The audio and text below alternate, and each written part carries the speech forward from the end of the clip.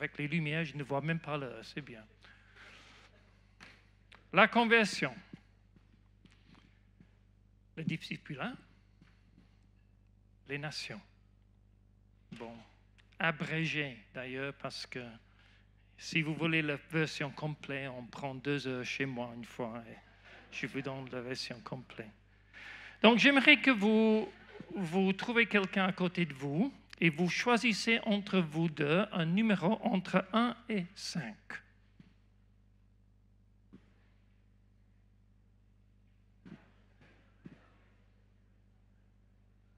Bien, entre 1 et 5. Alors bien, vous avez trouvé quelqu'un? C'est choisi. C'est pas douloureux, c'est bon. Donc voilà, je vous laisse donc des questions. Et voilà les questions selon le numéro que vous avez choisi. Alors, je vous donne 2 minutes pour discuter la question qui vous appartient.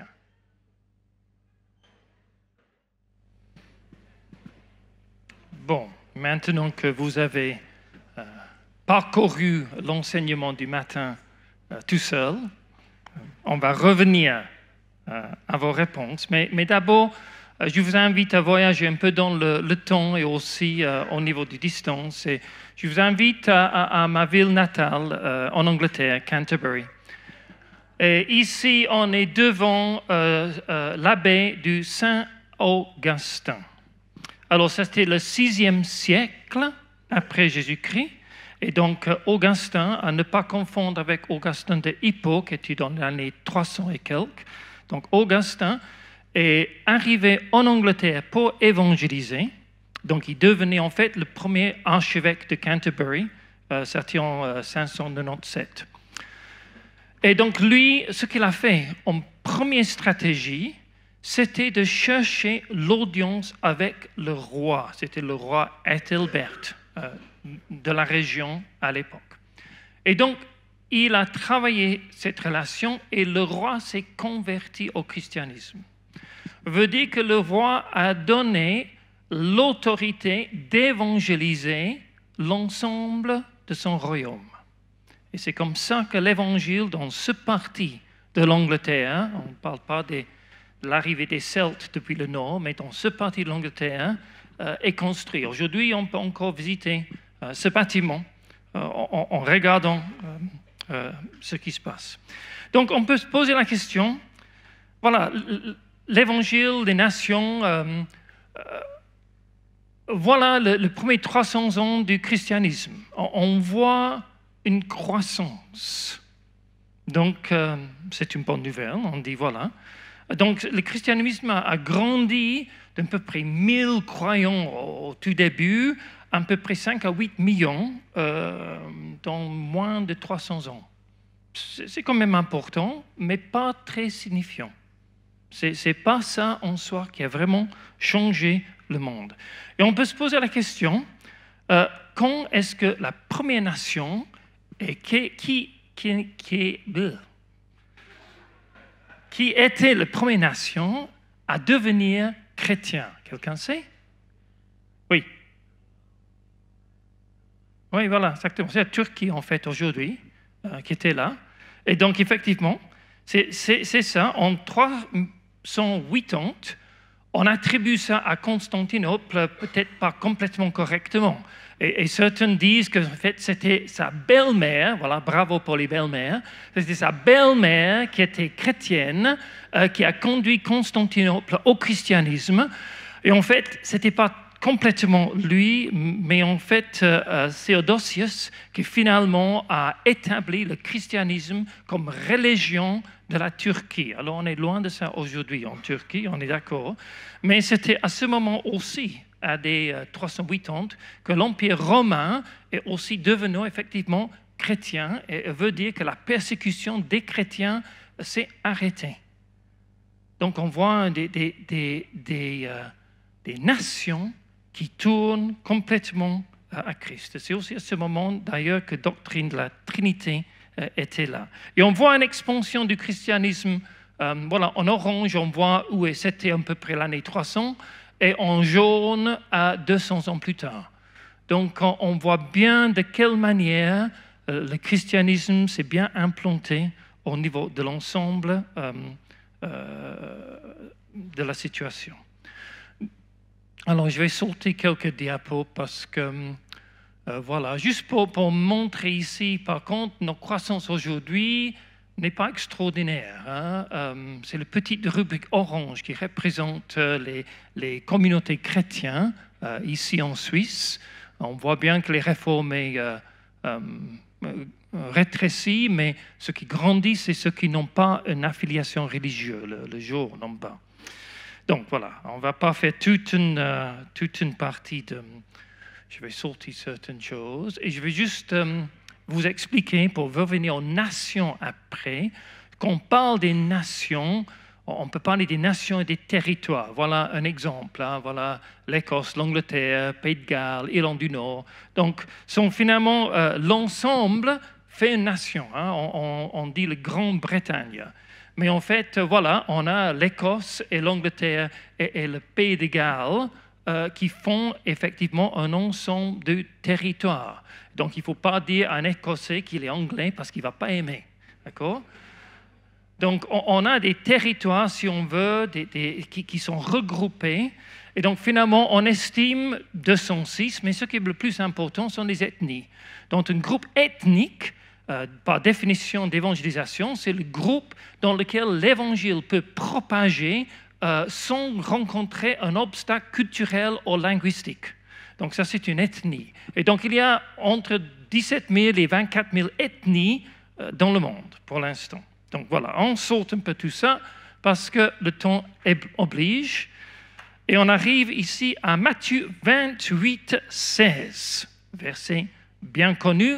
Jésus donne ce commandement. C'est Jérémie qui nous a évoqué cette verset il y a quelques semaines ici. Il dit, voilà, faites des disciples de toutes les nations. On ne peut pas lire ce verset autrement. Certaines traductions, par exemple le français courant, traduit ce verset « fait des disciples dans toutes les nations ». Mais c'est faux. On ne peut pas le traduire comme ça. Si on regarde sur l'ensemble, je vous ai mis ici l'original, traduction, etc., on voit très bien que l'accent est mis sur ce qui est passé en Turquie, dans l'Empire romain, c'est de fait que la nation devient disciple de Christ. Les apôtres, à un moment donné, en Acte 1, ils ont demandé à Jésus, mais c'est maintenant que tu vas restaurer le royaume à Israël. Mais le royaume n'était pas restauré, encore pas restauré. On a besoin de voir nos nations transformées. Donc, et pour mieux comprendre, posons-nous la première question que je vous ai posée. Quelle est la différence entre la conversion et le discipulat? Qui a discuté de ça, qui donnerait une réponse?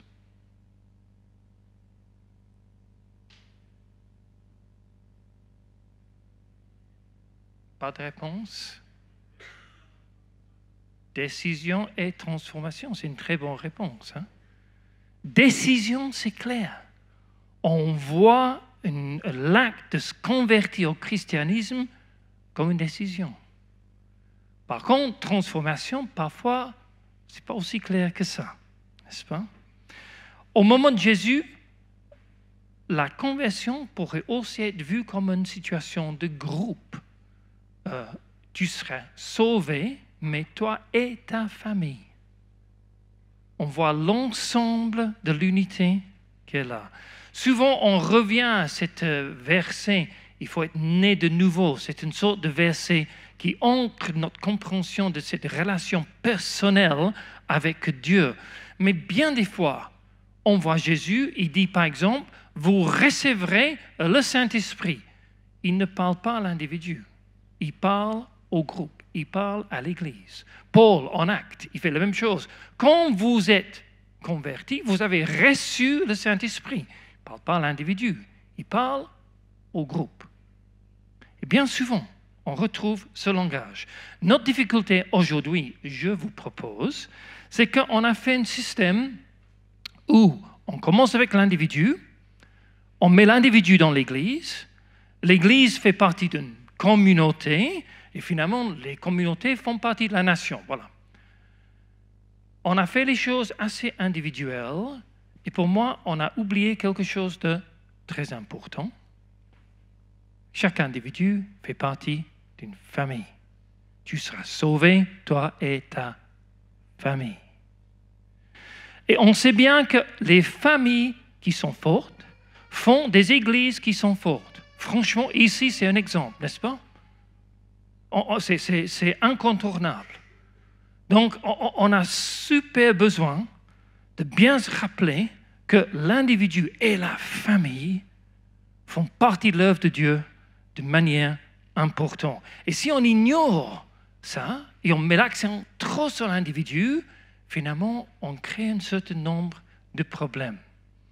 Donc, ce n'est pas l'individu, mais c'est l'individu et la famille qui est là.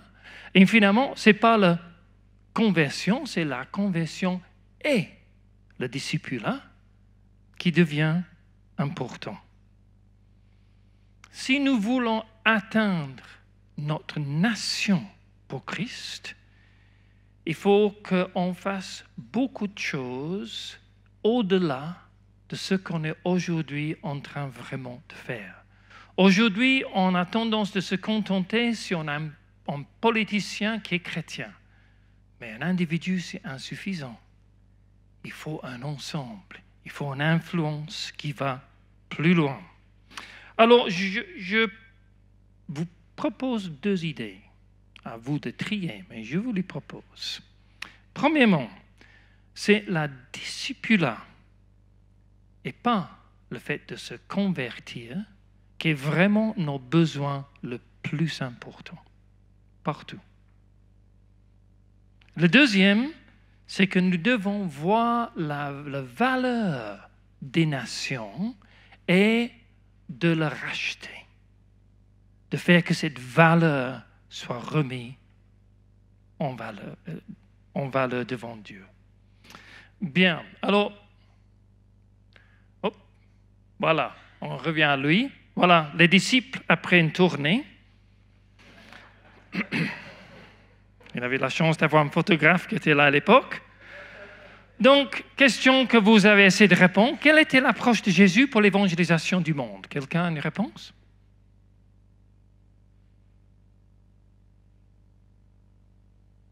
Pas de réponse ce matin, hein?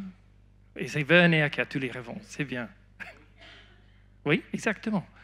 Et curieusement, il ne s'intéressait pas particulièrement à des grands foules. Il s'intéressait à quelques personnes avec lesquelles il a créé une vraie communauté mobile de vie.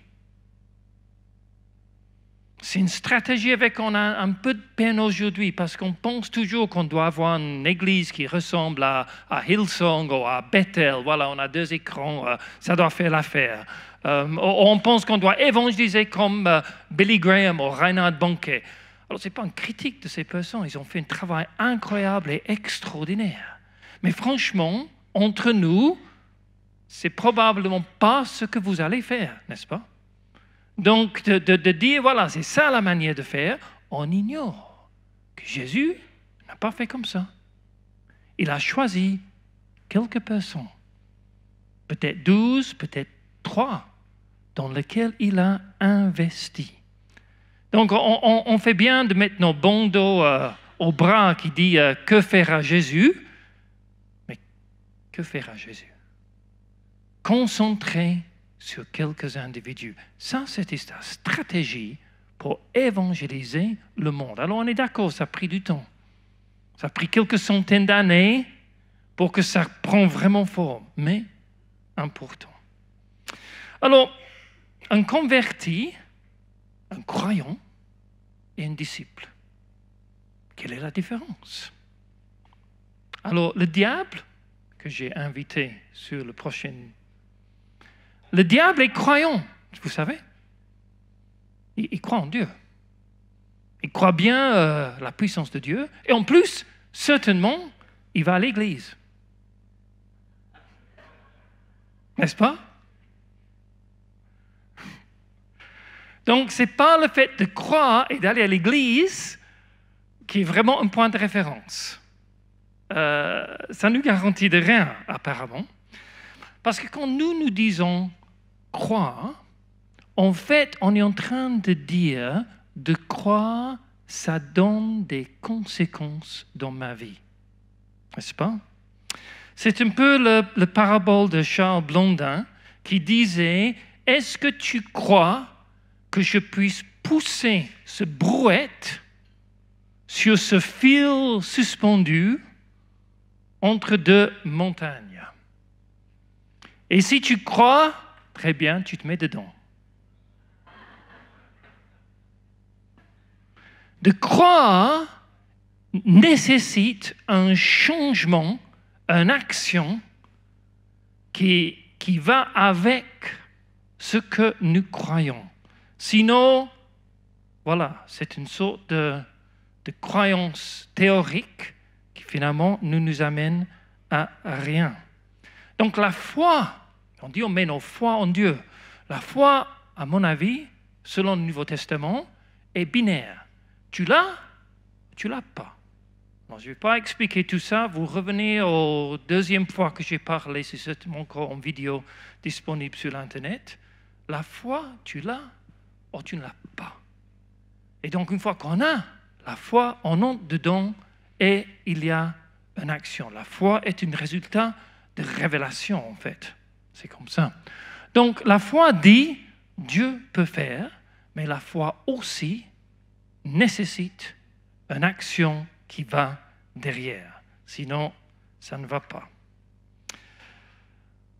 C'est difficile de changer nos croyances et nos actions. Par exemple, on peut faire certaines choses, mais si on pousse les choses trop loin, là, ça devient difficile. Par exemple, à Nicolas ici, si je dis à Nicolas, est-ce que tu peux enlever ta montre et le donner à ta femme? C'était pas difficile, il exécute, c'était possible. Mais parfois, c'est plus difficile. Alors maintenant, tu peux enlever tes pantalons et donner à ta femme. Alors, qu'est-ce que j'ai rencontré? La résistance, n'est-ce pas? L'évangélisation, c'est aussi comme ça. Si on pousse quelqu'un à une action qui est au-delà de leur concept, ils vont le résister, on crée une résistance qui n'est pas utile d'ailleurs. Donc, on doit faire prudence avec la manière d'introduire certaines croyances et certaines actions. Sinon, on peut effectivement voir l'effet contraire. Alors, c'est vrai que ce qu'on croit a une puissance en soi. Hein? C'est-à-dire que le marketing aujourd'hui, ça marche à cause de ce qu'on croit. Vous allez acheter une bouteille d'huile d'olive. Vous allez payer peut-être assez cher pour une bouteille d'huile d'olive parce que vous pensez que si vous payez cher, c'est un bon produit. Par contre, le dernier sondage que j'ai lu du Bon à savoir met en deuxième position toutes les marques d'huile d'olive qu'on peut acheter. Deuxième position, micro-budget. C'est très bon. Hein? Donc, voilà, parfois on est induit en erreur par certaines choses. Effectivement, les croyances ont produit des drames, hein? les guerres mondiales, l'Holocauste, les situations au Rwanda. Voilà, ce sont des croyances qui sont derrière ces choses. La croyance a de la puissance. Si tu vas prendre une pilule en croyant que pour le mal de tête, tu prends 1000 mg de paracétamol, probablement le mal de tête va disparaître. Pas à cause du paracétamol, parce qu'en fait, c'est un placebo, mais à cause de ce que tu crois. Notre système ancré en nous de croyances est hyper puissant. Et on ne doit pas l'ignorer. Et en fait, c'est comme ça que certaines pharmacies, ils ont eu l'astuce maintenant de vendre des bouteilles d'eau des petites bouteilles très chères parce que ça correspond aux croyances des gens. Donc, on pense pour notre santé que, vous avez entendu, à 10 000 pas par jour. Utile, pas utile, en fait, rien à voir. Les 10 000 pas, c'était tout simplement une campagne marketing qui était là par les Japonais au niveau des Olympiques en 1964. Et donc, c'était le Mampokei, qui était le nom ludique qui traduit à 10 000 pas. Mais en fait, voilà, 4 000 pas, ça va aussi bien. De l'exercice intensif, c'est encore mieux. Mais voilà, on a ces idées. Ça nous habite. Et le discipulat, c'est de changer nos idées. Bon, quel est le plus grand problème de Dieu? Quelqu'un a une réponse? Oui. L'obéissance, c'est pas mal. Oui. Oui. Obéissance. Le mensonge, c'est effectivement qu'on croit que l'huile d'olive chère est mieux que le meilleur budget. Voilà, ça c'est le mensonge. Hein? C'est comme ça. C'est comme ça. Donc effectivement, oui, très bien. Autre réponse, plus grand problème de Dieu.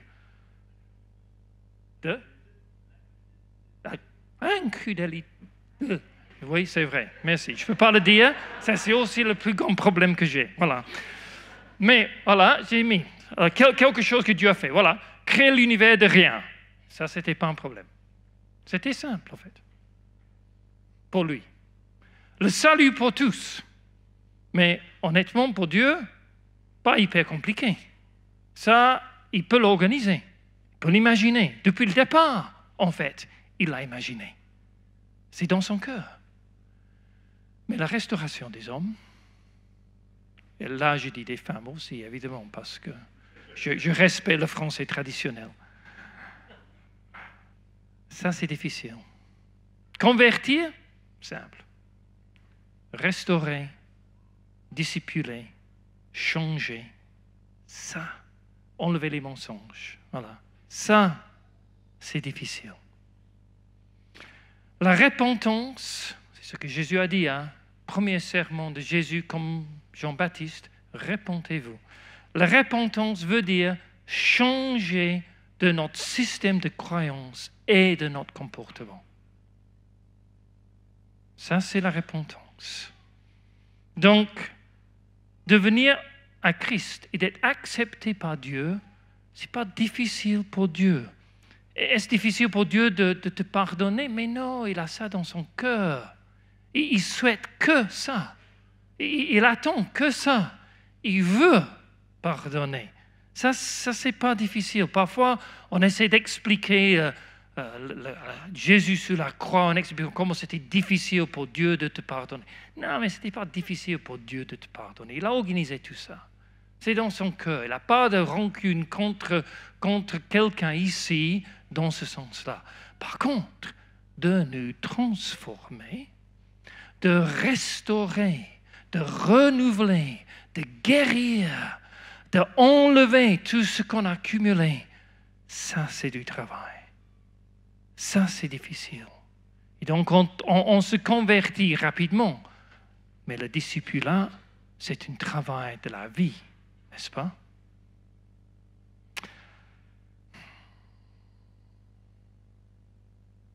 Aujourd'hui, on ne manque pas des personnes qui se convertissent, en tout cas en Suisse romande et même dans le monde.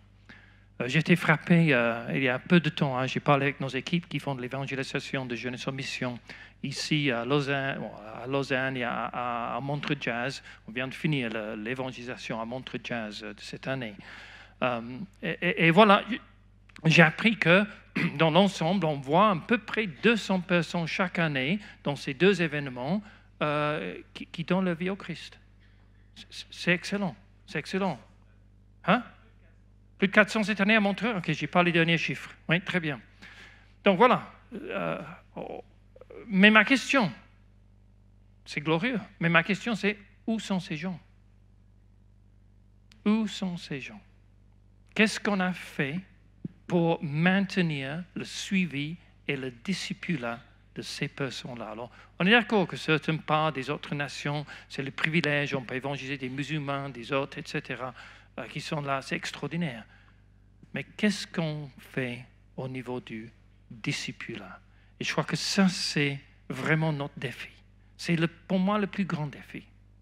Je crois qu'on arrive dans un moment de l'histoire où de nouveau, de voir les gens tourner à Christ, ça fonctionne.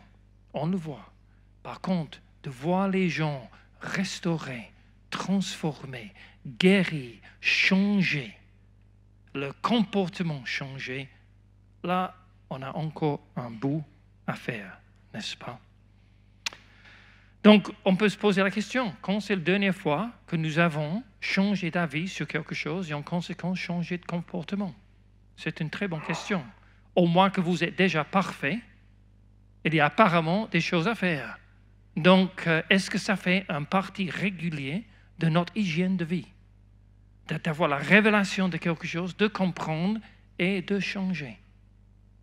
Ça, c'est une question très personnelle qu'on doit vraiment prendre. Bon, je saute. Sinon, on est là pour longtemps. Voilà, l'individu, la famille, la société.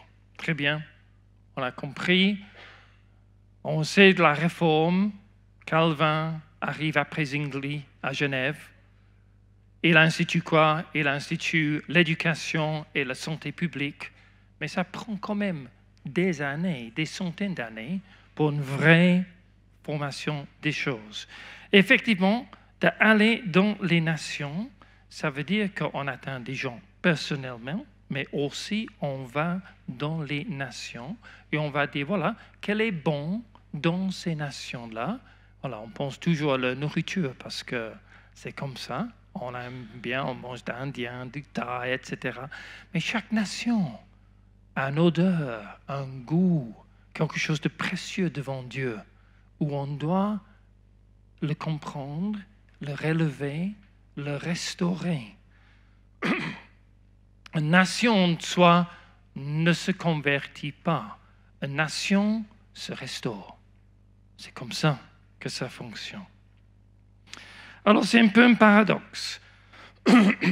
C'est un paradoxe parce que c'est super important que l'individu ait une rencontre personnelle avec Dieu, mais c'est aussi très important que nous ne perdons pas la vision pour notre ethnie, pour nos nations. La Bible est en train de se traduire. On évalue avec les groupes qui traduisent, qui comprennent j'aime aussi, qu'on arrivera bientôt à avoir une traduction d'au moins une partie de la Bible dans toutes les langues de la terre. Et curieusement, la prochaine évaluation qui est faite, ou la dernière évaluation faite, c'est qu'on arrivera à ça à peu près à l'année 2033, qui est curieusement, si vous l'ignorez, le 2000e anniversaire de la résurrection de Jésus. Donc il faut lire les livres que Olivier Fleury a mis. Mais on essaie de changer nos nations. Voilà, on change en mettant des panneaux. Les Français ont vécu ça dernièrement. Parce qu'en donnant l'information, on change le comportement et la pensée des gens.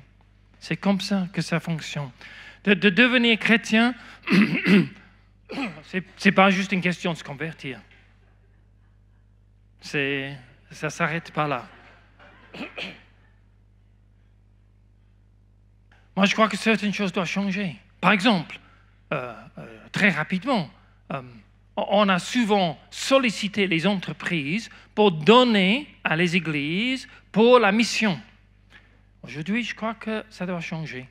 Je crois qu'aujourd'hui, nous, les églises, on doit donner à des entreprises pour qu'ils établissent des succursales en mission.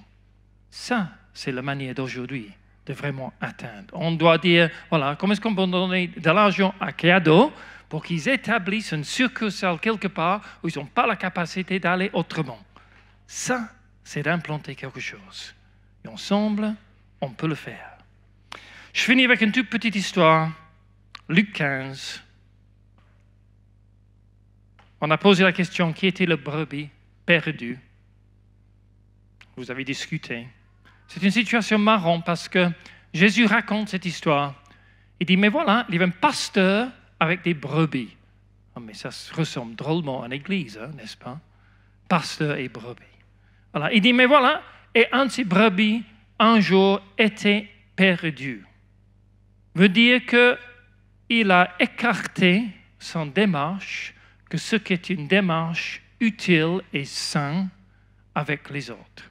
Et le pasteur, il a décidé de laisser les 99 autres parce qu'ils étaient assez bien ensemble, ils se gardaient un peu entre eux, pour aller restaurer celui qui était égaré et le ramener. Alors, c'est juste l'histoire d'un jour, peut-être tous les jours, il y avait une autre brebis qui se perdait quelque part. Hein? Mais c'est une histoire, pas d'évangélisation, c'est une histoire de discipulat. C'est une histoire de quelqu'un qui prenait soin de tout un groupe. Une histoire de quelqu'un qui donnait le temps d'aller chercher celui qui avait besoin d'être ramené, de voir un changement de vie et de lui voir continuer dans son chemin. Et là, on trouve quelque chose de pertinent pour nous. À quel point on est en train d'être discipulé, mais surtout, à quel point vous êtes en train de discipuler quelqu'un? Qui sont les personnes dans votre entourage où vous dites, voilà, j'investis régulièrement en eux pour voir un changement de croyance et un changement de comportement. C'est comme ça que nous changeons le monde autour de nous. Donc, en vite résumé, les nations qui existaient déjà dans la Genèse, à le temps d'Abraham, les ethnies aussi importants aujourd'hui. Le discipulat pour nous, je trouve que c'est vraiment un endroit où on doit mettre notre énergie et focaliser.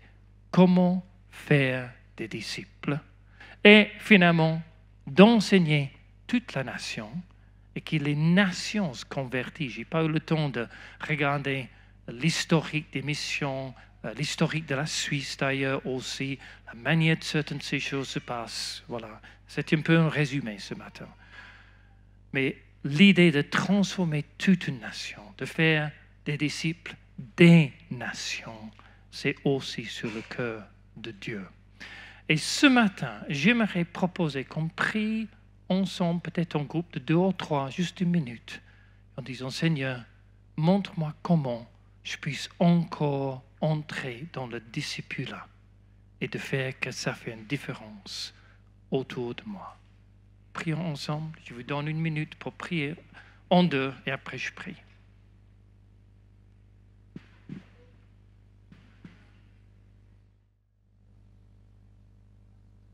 Seigneur, devant toi ce matin, nous désirons d'être généreux avec tout ce que tu nous as donné et de pouvoir le partager avec des autres autour de nous. Pas uniquement dans le message du salut, mais dans ce message de discipulat, restauration, transformation, libération, guérison. Seigneur, merci de nous montrer, nous donner la révélation de comment investir régulièrement dans des autres personnes autour de nous et d'amener ton royaume d'une façon beaucoup plus tangible autour de nous aussi. Amen. Amen. Merci.